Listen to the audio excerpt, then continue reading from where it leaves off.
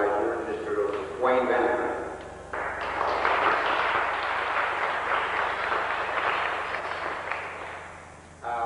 We're honored today to be here with us. It'll be the mayor of the city of Imperial, Betty Sampson.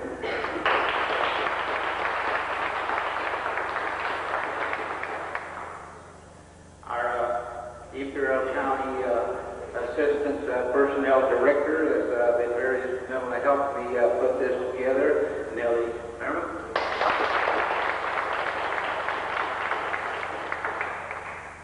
And also, big honor in here, we have the Imperial County Fire Chiefs Association President and Chief of the Oakville Fire Department, Mr. Charles Fairview.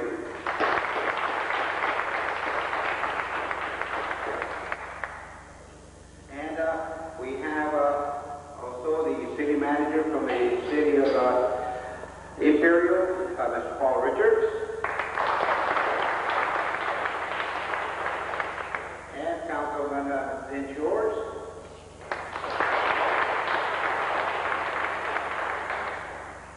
From the city of El Centro, we have acting battalion chief Wayne Garcia representing the El Centro Party Department.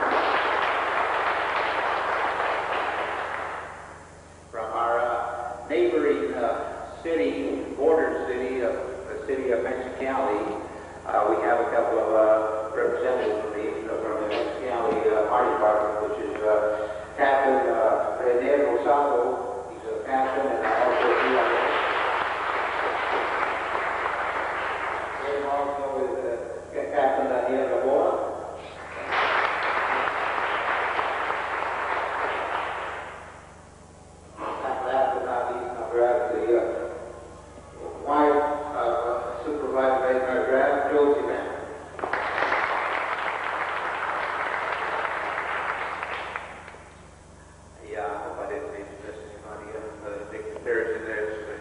Start doing this kind of thing, invariably, you'll always forget. Like if I did, please forgive me, okay?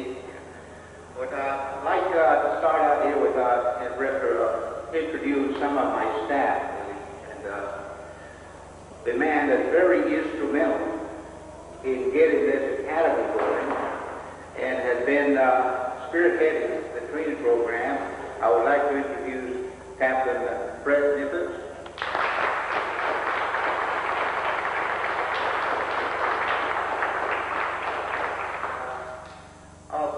In the back, same way, the instructor that helped Captain Nippers on this academy with Captain Alfredo Estrada.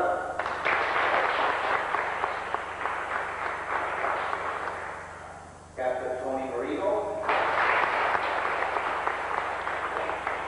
Firefighter Charlie C.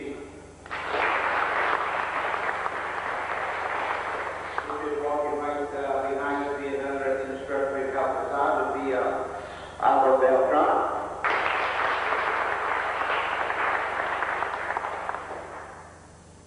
And firefighter Reno.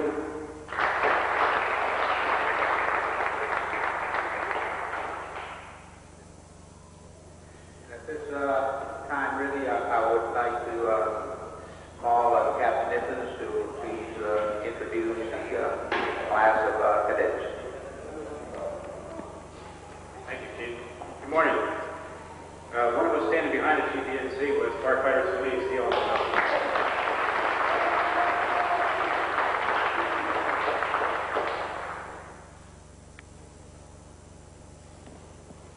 Let me at this time really interrupt Captain Nippers. I would like to introduce our County Administrative Officer, Mr. Rich Inman, just walked in.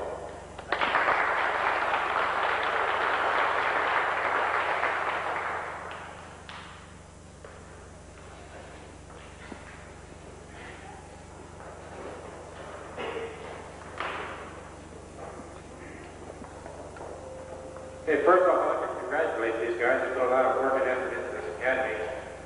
And I'd like to, my appreciation goes out to their families too for putting up the time that they were away from home. They had to miss to go to this academy. First off, I'd like to introduce in alphabetical order Pete Arredondo from Station 3. Stand up, please. Camilo Leon from Station 2. Wendell Beltran couldn't be here today. He has work commitments. Carlos Colunga from Station 2. Javier Espinosa from Station 3. Richard Gillies from Station 3.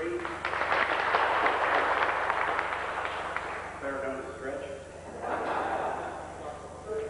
Michael Hayes from Station 3. Robert Lopez from Station 1. Anthony Meyer from Station 3. Steve McClintock from Station 1. Gary Ray from Station 3. Sergio Rodriguez from Station 1. Frank Sanchez, Station 1. Darren Smith from Station 3. Carl Steele from Station 3. Thomas Trudeau from Station 3. Last but not least, John Ward from Station 1.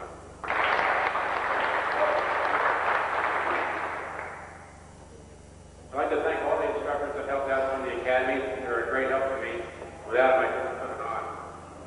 I'd like to mention their names.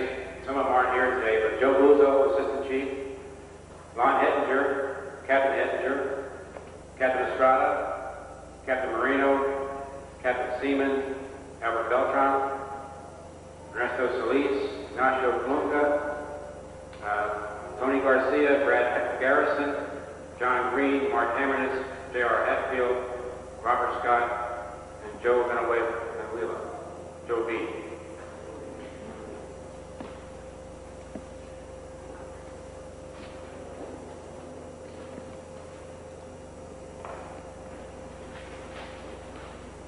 And that is the first class of the Reserve Academy for Imperial County Fire Department.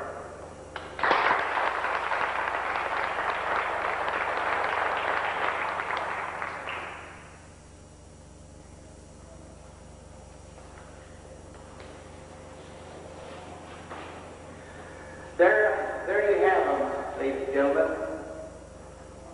Those are the firefighters who will be augmenting our full-time firefighters in protecting the life and the property of this county.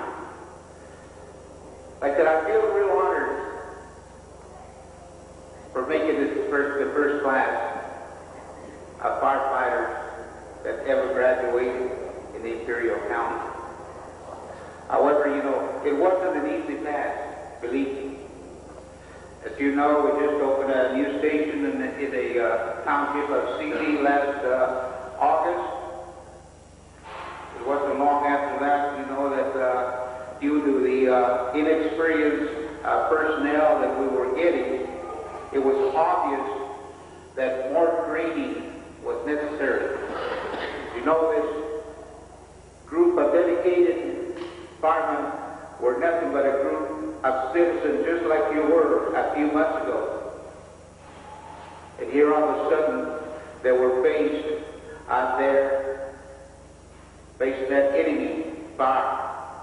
And fire is a ferocious enemy. It was obvious to my men that these firefighters were really not quite ready to go and face the challenges that we have to face every time we respond to an alarm. So we got together and said, what can we do?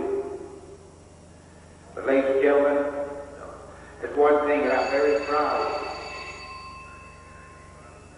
of the department. I'm very proud of being in the fire service, because in the fire service, you do have a brotherhood that's second to none.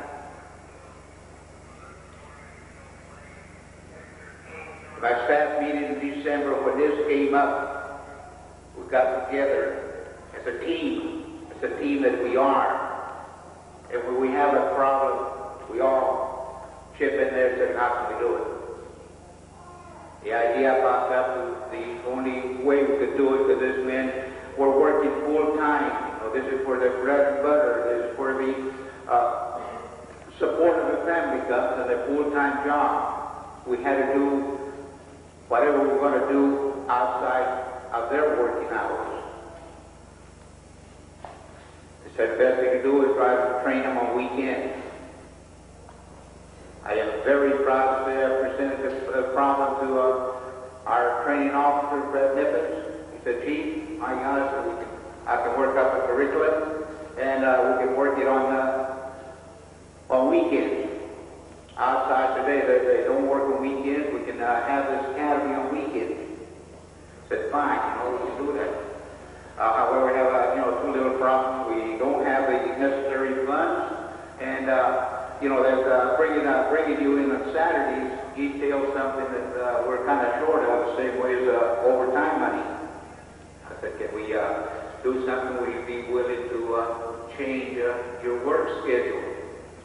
And like I said, being he is what he is, without a moment hesitation, said, yes, Chief. He said, I'll just have Monday off instead of Saturday. What we want to do is train these guys. And this is what I do. You've got to hold of the rest of the firefighters, the captains and all. We put this together, and we are. And irregardless of what you hear from other individuals about what we are, or what we have, we don't have, and low morale in our working environment. I am very proud to be chief of the department.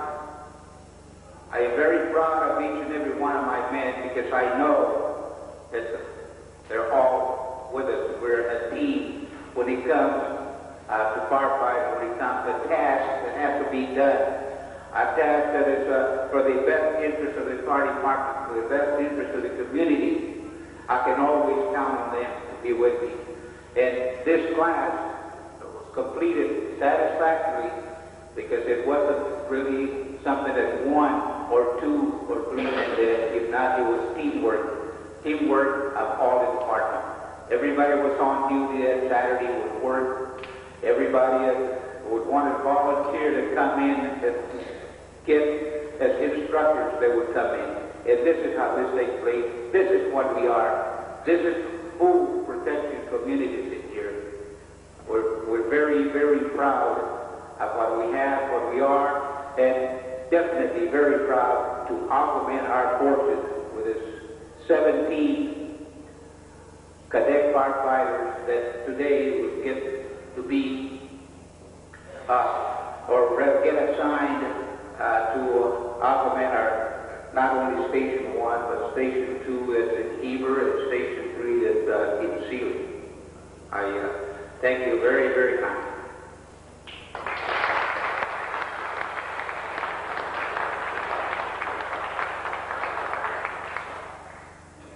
For you cadets, I've got nothing but praise. I thank you for your dedication, for your interest, for your initiative. I know that you have families, or at least some of you do, I know. Either, a wife and children, or you have your father and mother. You had other activities probably to do that Saturday.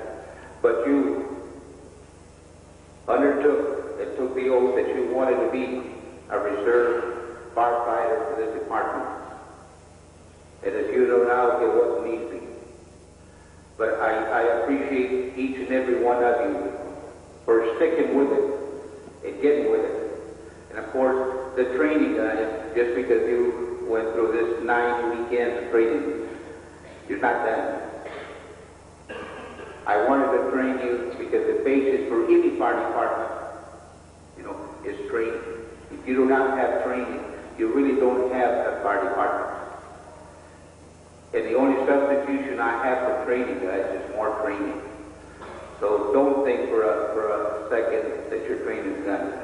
We just touched up. We just gave you the basic firefighting tactic that you need to augment our troops. But our training will continue as scheduled, and I'm sure that the captain will not disappoint you on that. You have made me very proud this day. We started with 20 cadets that started when we started this academy on Saturday, January the 18th. We have 17 that are graduating. The other 3 that fell was really just, one of them was a full-time firefighter for another department. He just didn't have the time to come in here. The captain was very strict about the attendance to this drill. He missed a couple of them, so he was out. The other one's a gentleman, the same way, took a lot of interest in the medical field. He's taking right now the EMT, emergency technician 2.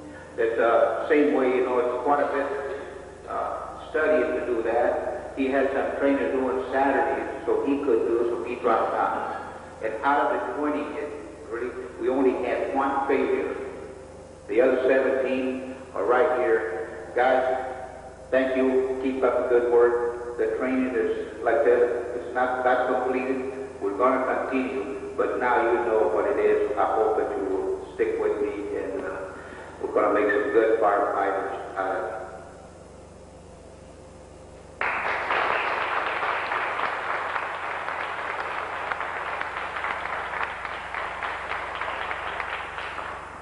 At this time, really, I would like to call on our Vice Chairman, Pendergrass, I'd say a few words.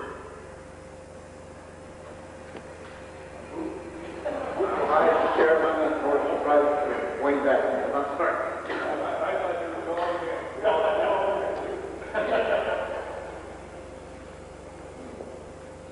It's a real pleasure to represent the Board of Supervisors at this graduation.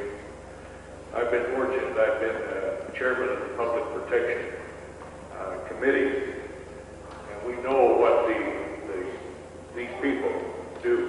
You know, the fire department is probably one of the departments that bring more credit to this county than any others. You know, we have problems with welfare. People write and tell us how mean they are in there when they don't give them a check. We have problems with the fire department when they don't give a permit. But it is nice to get a letter saying the fire department is probably responsible for the life of myself and my son when we flew in from Mexico with a damaged landing gear. We came in on the airport. We called ahead for assistance. We were advised not to land on the dirt runway as we had anticipated, but to come right down the main runway. They would have all the equipment there to take care of any accidents or incidents that happened. They came in and they came out without injury. But you get a letter like that praising the department, it makes you feel real good. We had a letter saying that their people's home were saved because of the action of the fire department when they crawled through the weeds and so forth. And really, the fire protection in this county is a little different than other counties. Where else could you go out and fight a haystack fire one day, a house fire on the next, and put out a fire in the river bottom the next day? They're very diversified. You know, this recognition we get from the firefighters not only goes to Imperial County, but probably the fire department of this county has opened up international relationships for us more than any other single item. They have a good working relationship with the Mexicali Fire Department, and Imperial County is known throughout Mexico for the quality of leadership we have here. I know that our personnel have trained all through Mexico, the different fire departments, in how to handle fire emergencies, how to handle toxic waste fires, and so forth. And this is something we can be very proud of. For the cadets, you know, I mean, it's a great thing when a person will sign up to do service to his fellow man. I hope the time will never come when you have to lay down your life for your fellow man, but you have to consider this when you did accept this position. So you're to be proud of it. I hope that the people in your various communities respect you and you should be respected. I appreciate the time and thank you.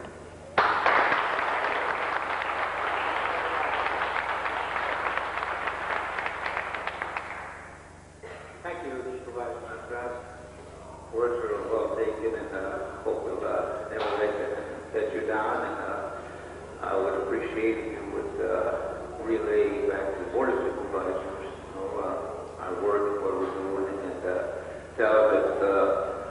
will continue striving, working, and give the best protection to all the citizens of this county to the best of our ability. And thank you for your support. I would like to call at this time on the President of the Imperial County Fire Association and Chief of the Hopeville Fire Department say a few words to take care of you.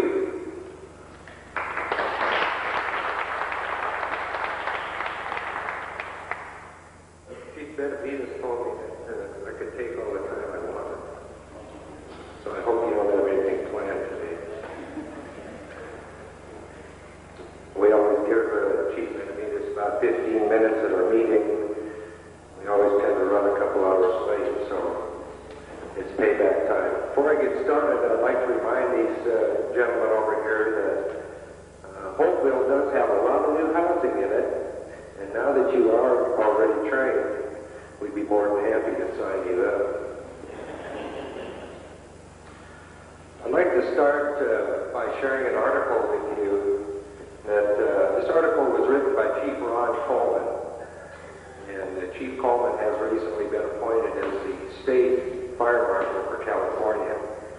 And it's a pretty lengthy article. I'm not going to pass on any of it. I'm going to share it all with you. And Chief Coleman speaks about the badge. And a lot of times we take this for granted. It just says, well, we're aware of it, and that's about it. But I'd like to share these words with you. And he asked, why do some people carry a badge and others merely carry a title? Basically, there are only two kinds of people who still carry badges to designate their position: police officers and firefighters. Over the years, I've spoken at firefighter recruit academy graduations and promotional ceremonies. I've witnessed the pinning on of many badges. It is a proud moment for the graduates and for the promoted individuals. But it's much more than a proud moment. It is an acceptance of responsibility and the acquisition of a long tradition of service. The badge is not just a piece of metal. It is a symbol that carries several hundred years of heritage and obligation. Unfortunately, many people have lost sight of this. Their perception of the badge focuses on attaining the position rather than fulfilling the associated responsibility. Recently, I spoke with a firefighter who asked why all the components are scrambled and what each of them means. Many firefighters wear a badge but don't understand its significance. Perhaps it is time to take a look at what the badge is, what it means, and why it is important now as it was almost 1,000 years ago. To fully understand the impact of a shield-shaped badge, we must go back to its origin. When civilization began to organize into groups that were for or against various activities or philosophies, people developed flags and banners to signify their cause or allegiance. Often these flags and banners were carried in front of a marching military organization as an indication of loyalty to a particular group. Undoubtedly, the first banners were true, but they certainly were symbolic. They might have been nothing more than a stick with threads of colored textile, or perhaps were made with an animal fur suspended from the cross-arm of the flagstaff. As weaponry grew more sophisticated, individual warriors took to carrying devices called shields, which provided them with some physical protection. Also, symbols of various fighting units were emblazoned on the front of the shield, so troops could distinguish between friend and foe during battle. Beginning with the Crusades, two organizations used symbols that stood for something other than to differentiate between enemies. The first was the Order of St. John of Hospitallers. Their symbol was a red cross. The other group was referred to as the Knights of Malta. Their symbol was a part of the uniform and was a Maltese cross. These two symbols not only stood for loyalty, but they also meant that these two organizations made it a part of their mission to assist people who had been killed or injured in combat situations. Bear in mind, this was over 1,000 years ago. The Order of St. John of Hospitallers and its Red Cross was responsible for the creation of many early hospitals. The Order of the Knights of Malta quickly became associated with those who went out of their way to engage in courageous acts to save people who were endangered from the infamous The shield also was used for a more gruesome purpose. It was common for a person killed in combat to be carried from the battlefield on a shield. Often, knights who died in combat were buried with their shields. If they survived the wound and were able to return to battle or to lead a normal life, they were rewarded with additional symbols, which signified bravery and placed these symbols on their shields. The most common symbols were crossed weapons. When a weapon was crossed, it meant the symbol was earned in battle. For example, cross swords or battle axes signified the person used that particular weapon in warfare. The weapon standing alone indicated merely intent. If it was crossed, it indicated performance. There is a long span between the Crusades and the often violent quest for the Holy Grail and a modern firefighter, standing at attention, being pinned with a badge by a fire chief. Yet there is a trail of heritage that connects the early humanitarians to the contemporary fire service. The Maltese Cross was adopted by the fire service because it represented humanitarian acts. As time progressed, firefighters in the 16th and 17th centuries incorporated the Maltese Cross and other symbolism into an armband that indicated their occupation. Early U.S. firefighters wore a large pattern on the chest of their shirts.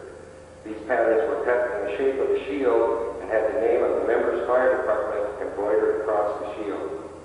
This was back in the 16th and 17th century.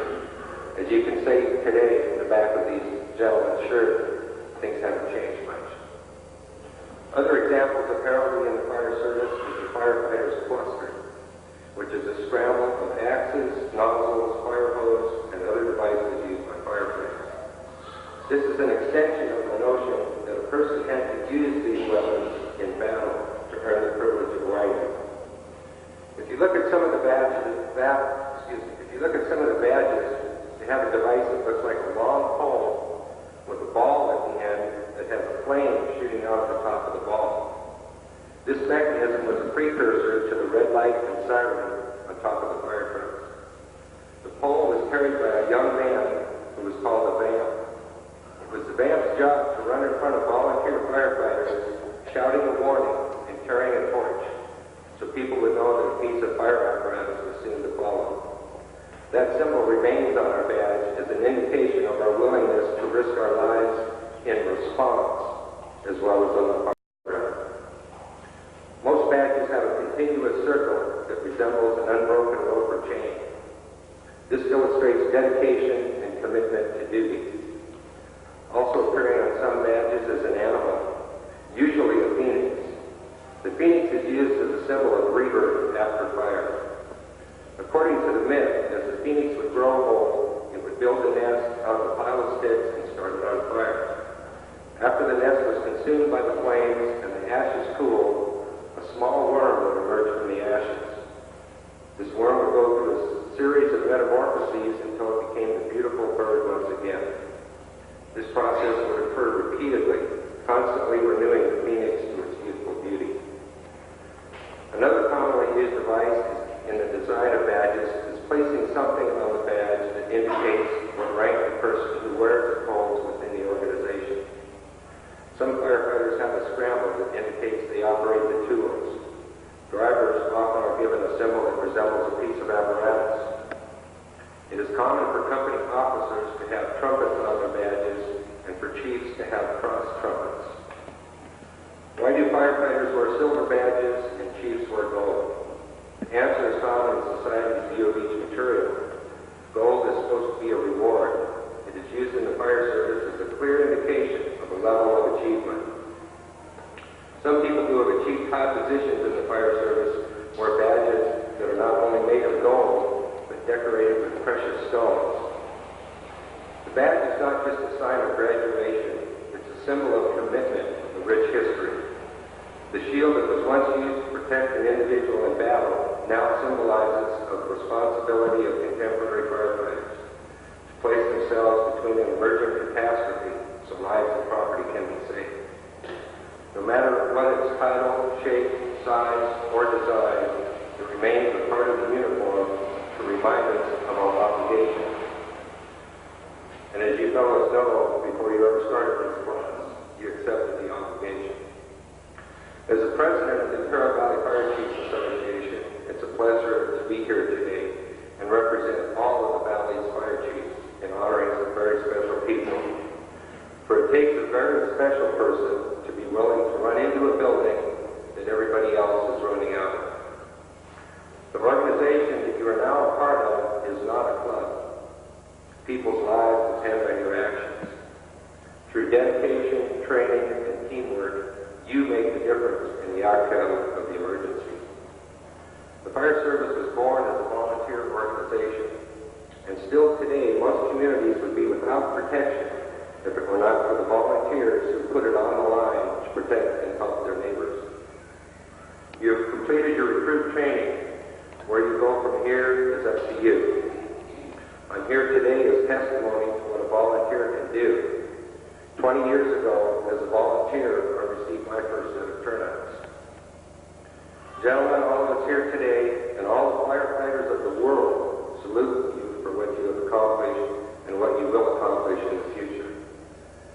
Ladies and gentlemen, please join me in saluting these new firefighters.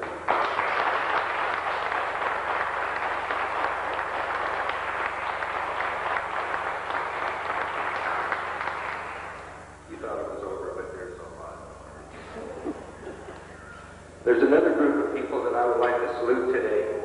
They've been mentioned a couple times, and you're probably wondering why we keep talking about the families. We talk about the brotherhood of firefighters. The families are what keeps the brotherhood together. They support us. They tend to our wounds when we come home after the fire, bloody and broken and tired, in a bad mood. There will be unknown numbers of missed meals, celebrations, meetings, and canceled plans due to what my wife refers to as that damn pager. Without the support of your families, your endeavors in the fire service will be difficult. Gentlemen, it is your family who is going to help you cope with the horrors that you're going to be exposed to. I ask these new firefighters and the firefighters in the audience to help me salute the firefighters' families.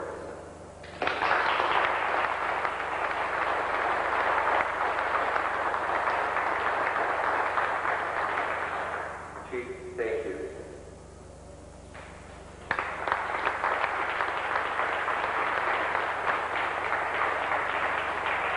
Thank you, Chief. I'm sure those words of wisdom will be taken very good by all our cadet firefighters. Remember, cadets, some of you have a badge, some of you will be issued a badge after today. Wear that badge with honor and pride, just like I wear mine. That badge is to be used for the fire service and not abused for any other reason. I feel very strongly about this badge that I wear. I feel very strongly about the badge I issue to each and every one of my firefighters. And I'm not hesitant to remove that badge from somebody that's abused me. I've also had that privilege to take a couple of badges away from firefighters that were abusing that badge. And don't think for a second that I won't take yours if I find that you're abusing it. Because that's something that you'll be very proud of, and I'm sure that all the citizens are also very proud to see you with a badge, to be used in the line of duty and not abused and used for other reasons. Thank you.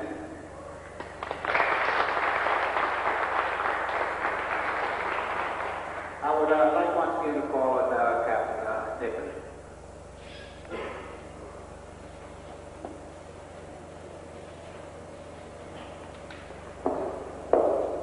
The next part of the program will be a little review of what your reserve firefighters did on those Saturdays. They really were here. We've got proof of it. We got on video. Just show you a little bit of the video as to what they accomplished while they were here. If I can figure out how to work this. Little remarks over there.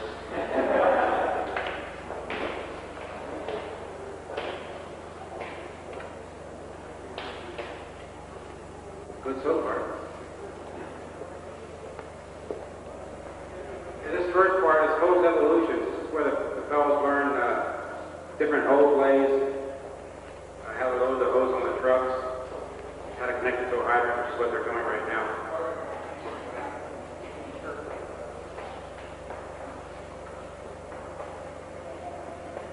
This was a kind of a fun drill. It's a wild hose drill. I don't know who that was, but he got a face full of mud. This is in case a hose gets away from a fireman or a busted line, and for some reason they can't shut it down the engine real quick. They have to roll down the hose and shut the nozzle off. It gets real exciting when you get down near the end.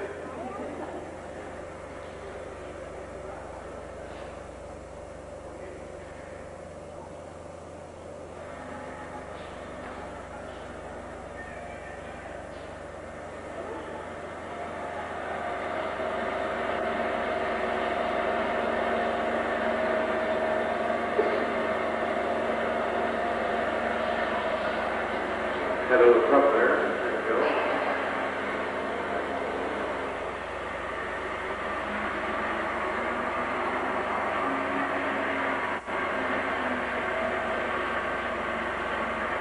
I'd like to find out who this one was, because it's the one that got me away.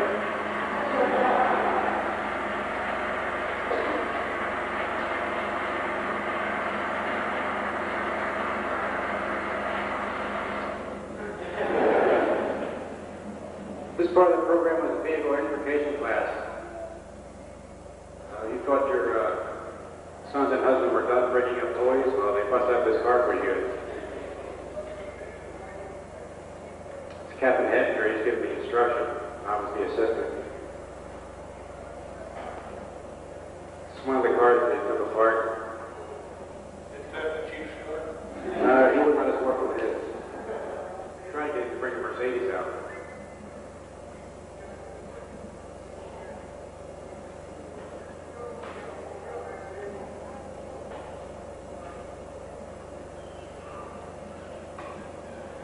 We went through many evolutions as to how to get into a car, take the doors off, take the roof off. Right now they're stabilizing the vehicle so it doesn't rock and roll when you're inside trying to work on a fix-it.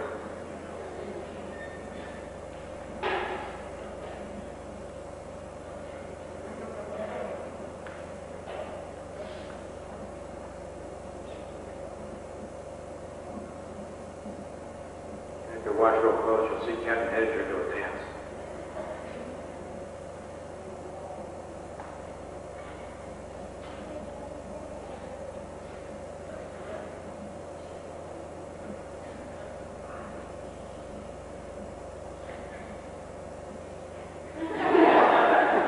It's the Lonnie Shuffle.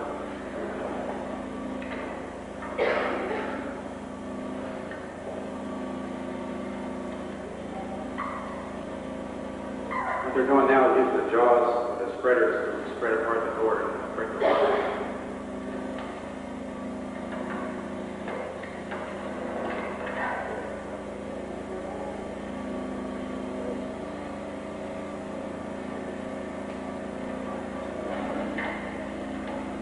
Now they're cutting the different posts on the roof so they can pull the roof off. It's been the A post, which is the forwardmost post by the windshield.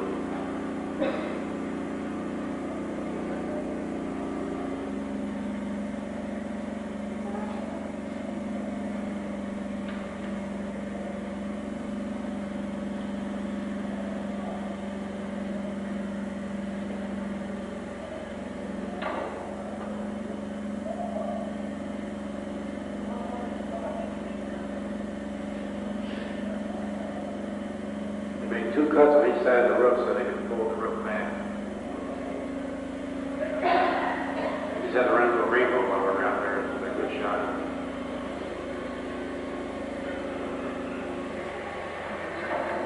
Now we're taking the roof off.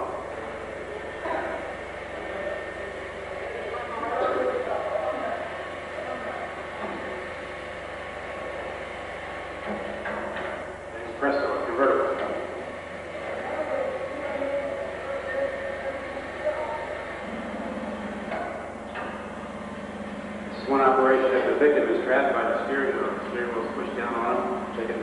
a chain around the steering post and pull it up off of the victim. Therefore, removing the victim with a little more ease.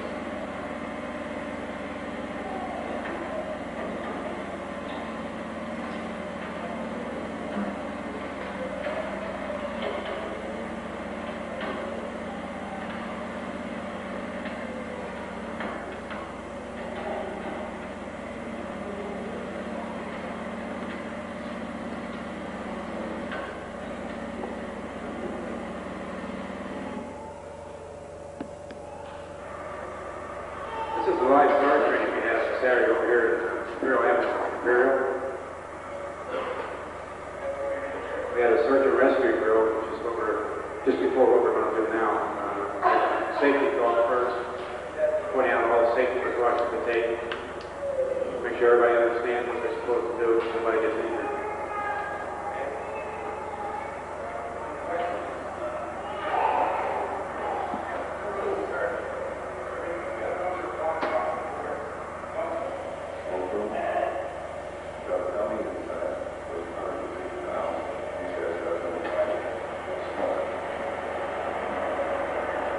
Did everybody hear that?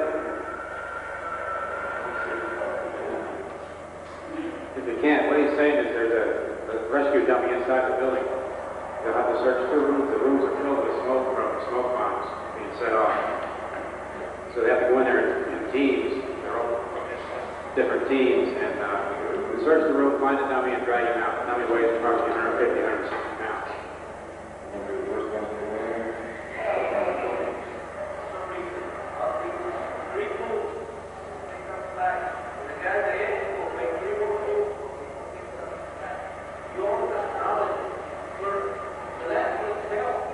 Captain Seaman has covered the rope communications.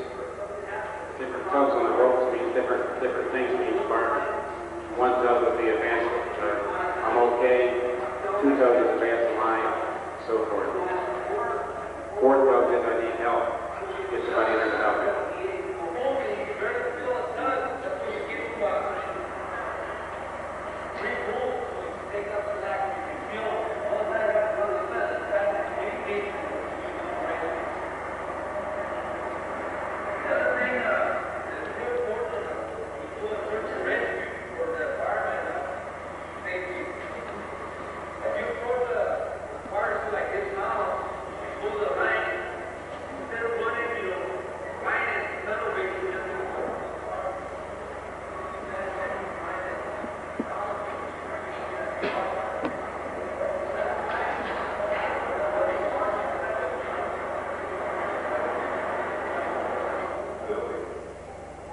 Starting to light off the smoke bombs now. We'll send 3 guys in, try to find them.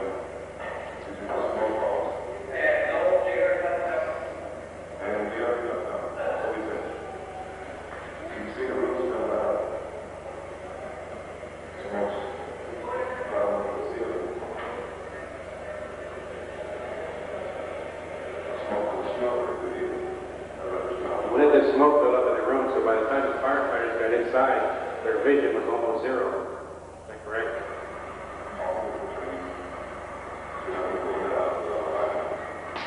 They had to crawl around the floor and feel with their hands and arms, hands and legs. They had to try to find the victim. It's the first team going in now. Of course, they're all wearing their proper safety gear, their BAs, turnout hats, gloves.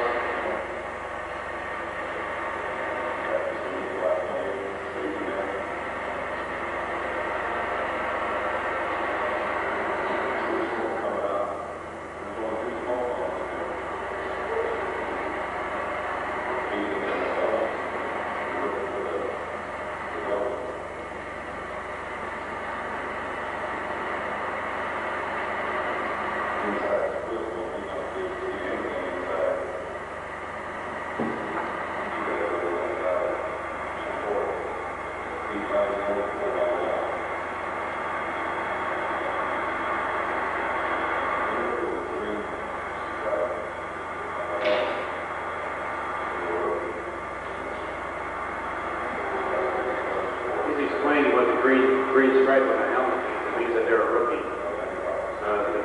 The other color tape on there is what team they're in. Either the blue team, the red team, or the green team. Green stripe stays on until their captain they're assigned to decides they've had enough experience to take off. I don't know if it's set to well with some of the fellas, but that's the way it is, guys.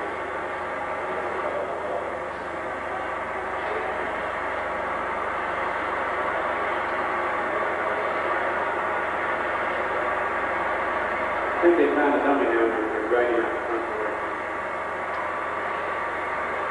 It's kind of awkward to pull a 150-pound dummy, dead weight with all the gear you have on. Also, there it is now.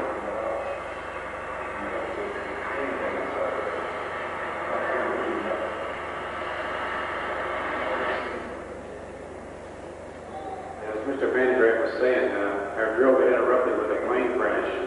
We've got a short extra of the plane coming in. He's in position. So we're always continuously ready for anything. Any emergency that comes up, even while we're training, we had a divert. And quite a few of the guys go over and take care of this call. Trying to have a little bit of strategy. It's an amazing landing, by the way.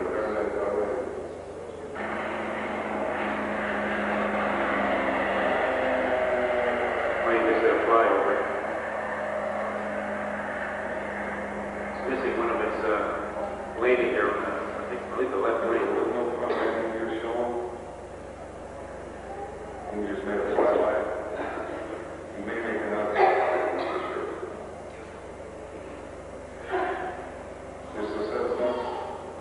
You come out of Mexico, down off to Mexicali, Tijuana, where there is 5 people we reported on board.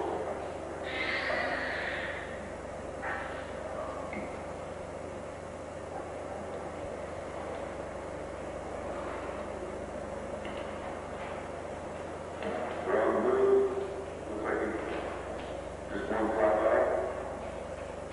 He's forced them around, position itself from the runway for chase. Since there was no landing gear down, looks to me like he's gonna land on the third. He's coming in.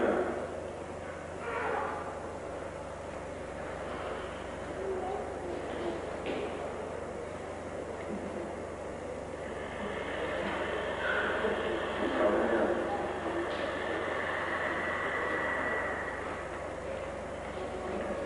As you'll notice here in a minute, the cameraman's a little bit too close to where the plane's going to land. See a lot of pictures of the dirt.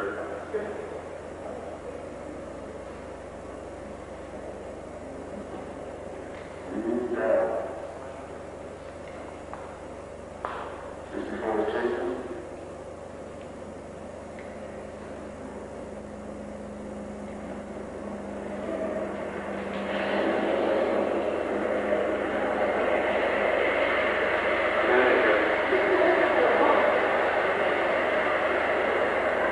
Good landing, good landing.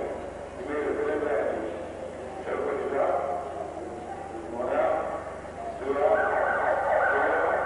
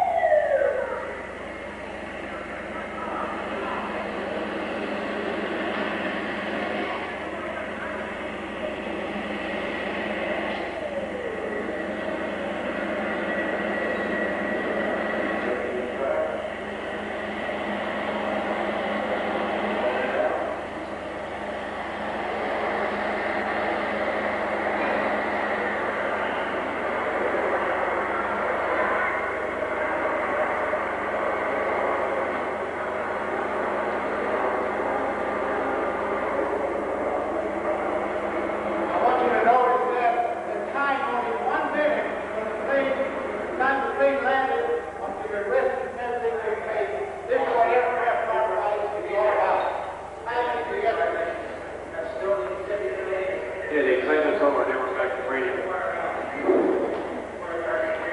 This is the interior fire.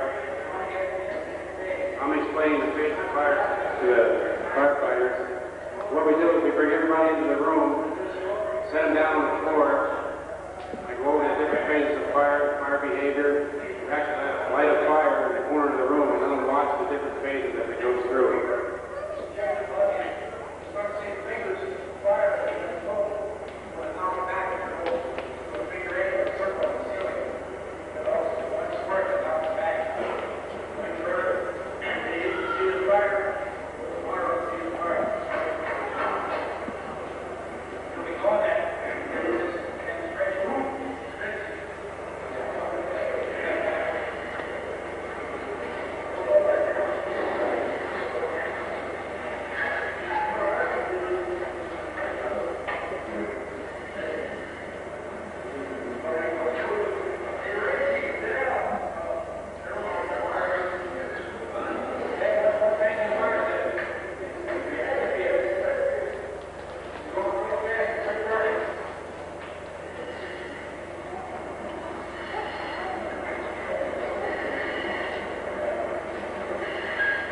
After we're in there for a few minutes, the temperature up near the ceiling gets up to about 11 or 1200 degrees.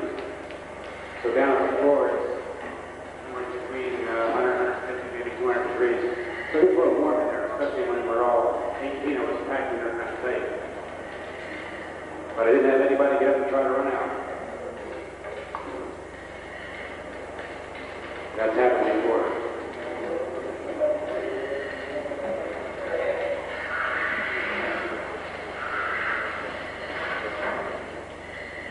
This way it gets these fellows used to being in a fire, get used to the heat and the smoke. And they'll be going through more through their career.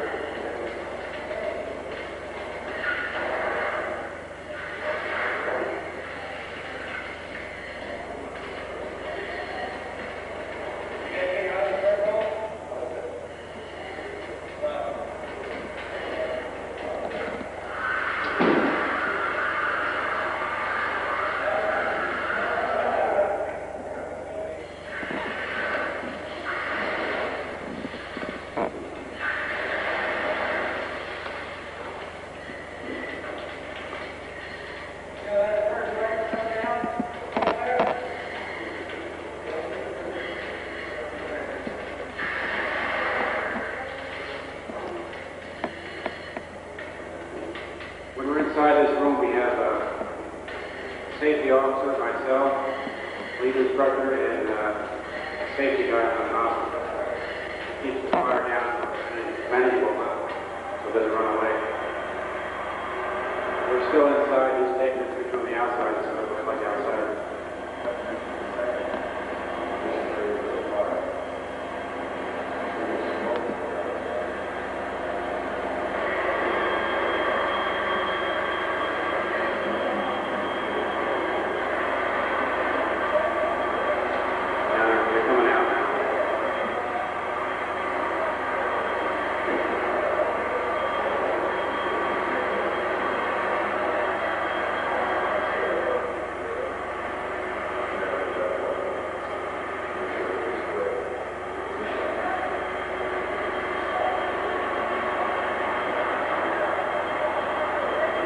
We've got two more events. This is one of them, the interior attack, where they actually go in and put out the fire as they would in a regular structure fire.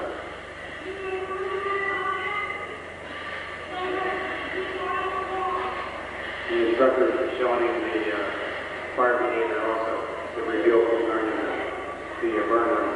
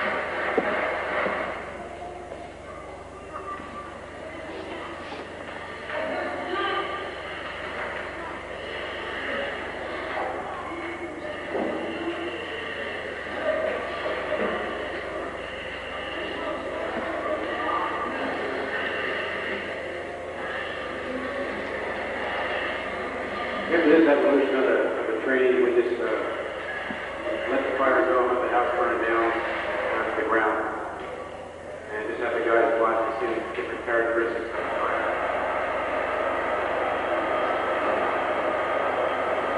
Just one stage of the fire we covered real well. Tried to simulate a background situation. As you can see, when he opened that window, it flashed. And within seconds, the whole interior of the house is an inferno.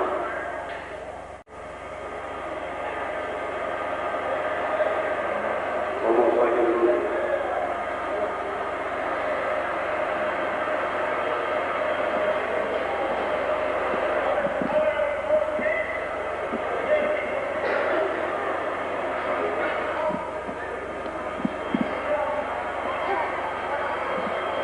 And that's about it. That's what they did. They learned this leading up to this week here. After this Saturday, the next Saturday was reviewed, and the next Saturday was 8 hours of testing, both written and practical testing, which they came out very well. I was proud of them.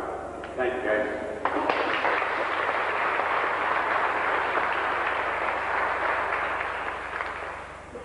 Thank you for being patient in Washington, Steve. We wanted to give you just a real good idea of what firefighting is all about. It's a lot more to it than BCI. They took the training was a little more intensive than that, but you know we went ahead and summed it up by getting this house with the assistance of the city of Imperial. We were able to get this house and burn it for training. It's something that you don't really get an opportunity very often to where you can go inside a burning building, show the firefighters, you know, what fire will do, what is blast door, what's backdraft, to respect fire. And at the same time, you know, be able to conquer that enemy that's always facing us every time we respond. And I'm sure the firefighters learned quite a bit from this one. So thank you for being patient. Fine.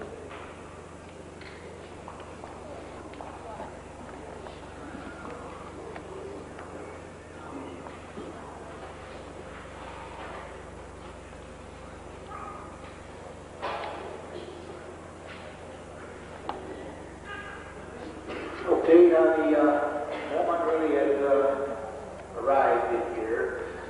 What we did all us got the methods in here, so we could issue the certificate to our very worthy Academy graduates.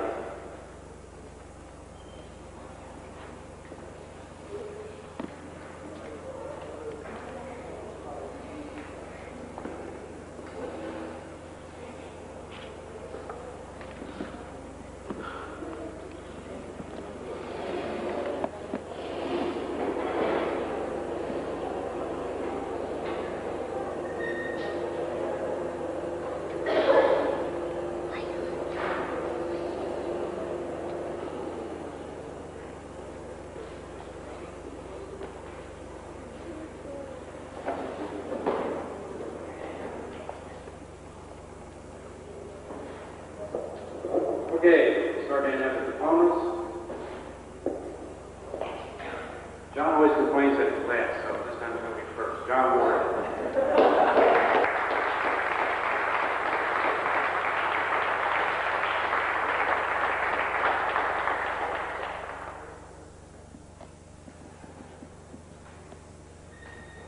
Tom Trudeau.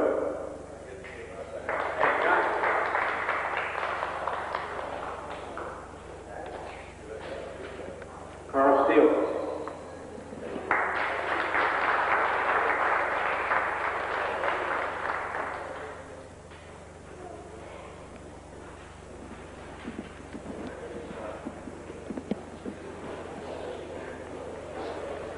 Darren Smith.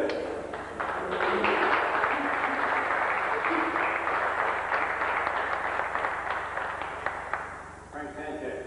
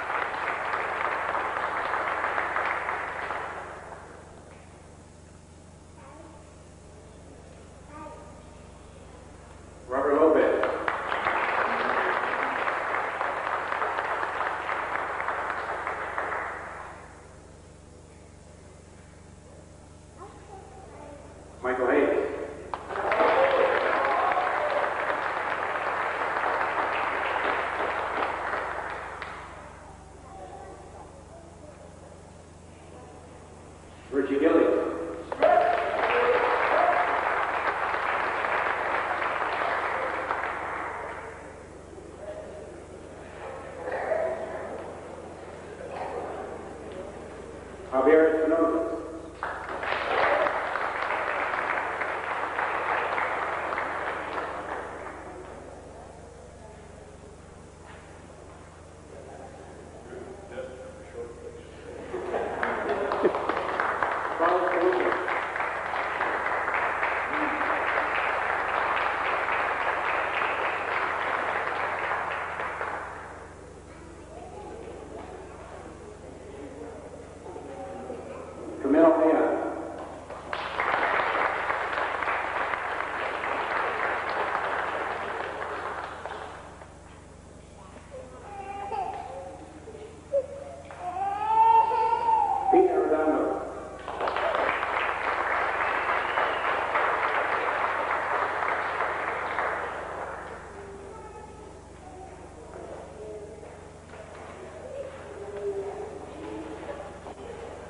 That's it.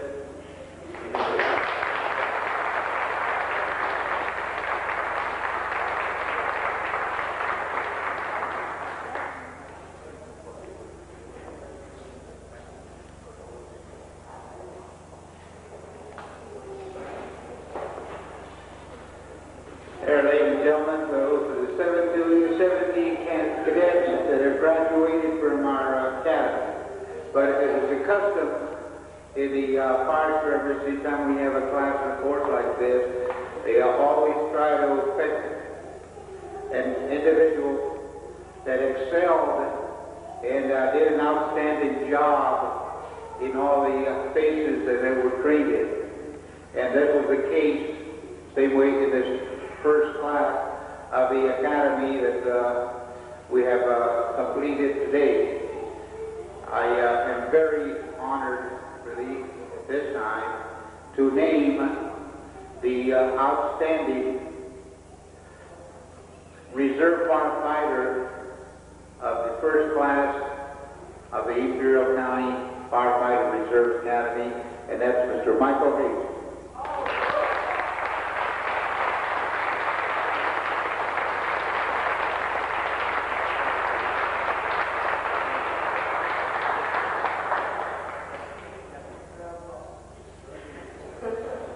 This is a certificate of recognition for Mr. Michael Hayes.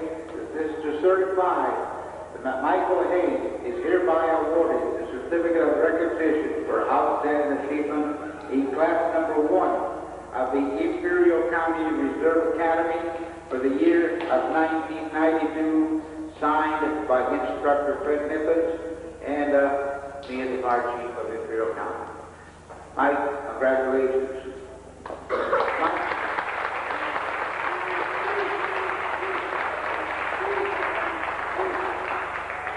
Mike, believe it or not, has really showed me an exceptional interest in the field.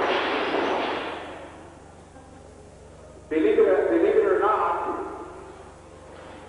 he only joined the Imperial County Fire Department on November the 7th, 1991. But he has, I think, a knack for what it takes to be a firefighter, and you can tell it. He immediately took over the challenge. He started coming in his own time. He's a full-time worker of the Downed Steel Company out here on East 8th. But he was taking all his time off he could to try to learn as much as he could of his field.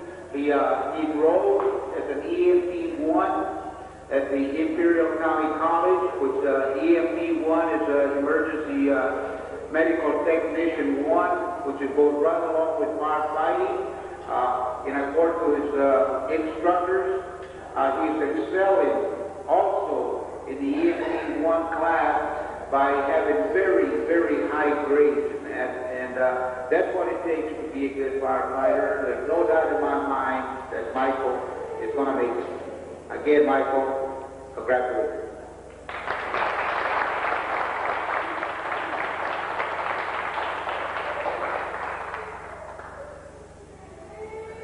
I would like to now call on our County Administrative Officer, Mr. Rich Inman, and some presentations in a few words. Thank you, Chief. I was with you guys 9 weeks ago, welcomed you to the Academy. And I'm certainly honored to be here today as you graduate. It's a beautiful day for a celebration. I know Supervisor Vandegraff, one of his pet peeves, and he's always pushing me to work on the volunteer program, and I think the epitome of volunteerism is volunteer firefighters. I'm exceptionally proud of you guys, and know you'll do an excellent job. On behalf of the County Board of Supervisors, we would like to issue you some special certificates of recognition, and would like to have Supervisor Vandegraff come up and help me distribute these to you. You know, coincidentally, I was thinking of the air show that's starting today, and also looking at your blue shirts, and I think for those people that you protect and the property and lives of those that you have already saved, you indeed can also be considered Blue Angels. The first step we would like to award to Peter Arredondo.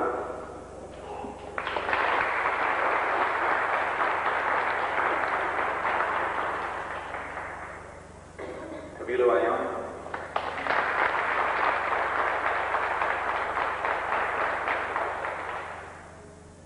Rolando Beltrán.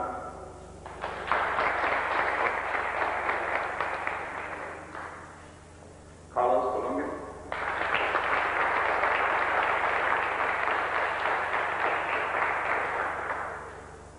Javier Espinosa.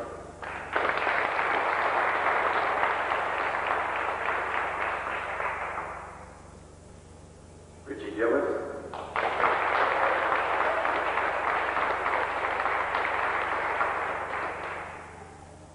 James Hayes.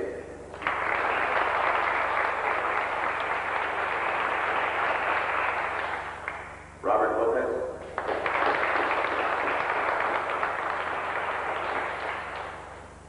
Anthony Mana.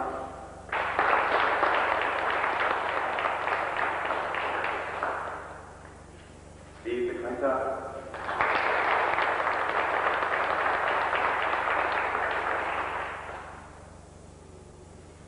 Gary Ray.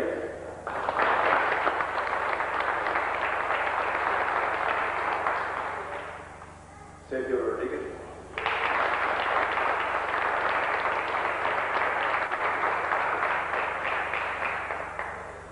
Frank Sanchez.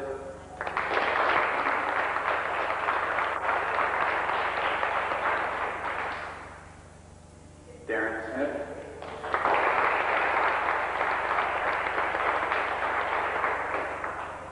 Carl Steele.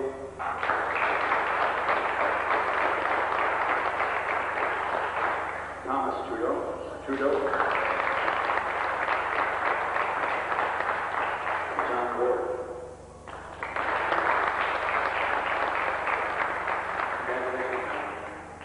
I think it's also appropriate that to acknowledge those that have made this whole academy the success that it has been, and I think those are the instructors. I know all of them are not here today, but we have brought special certificates for the instructors. Assistant Chief Joe Luzo.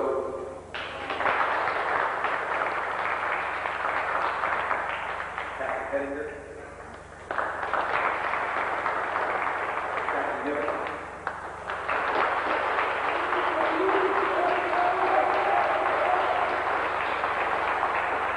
Captain Estrada.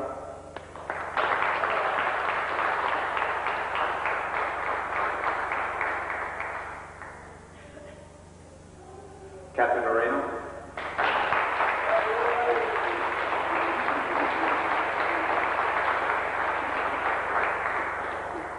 Captain Seaman.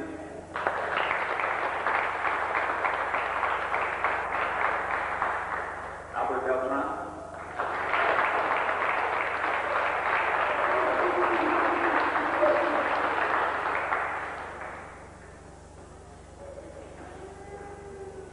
Ernesto Silas.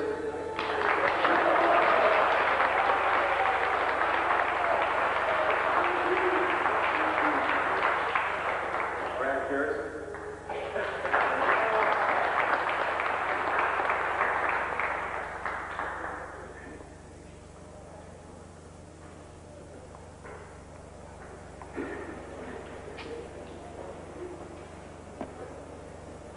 Again, thank you very much.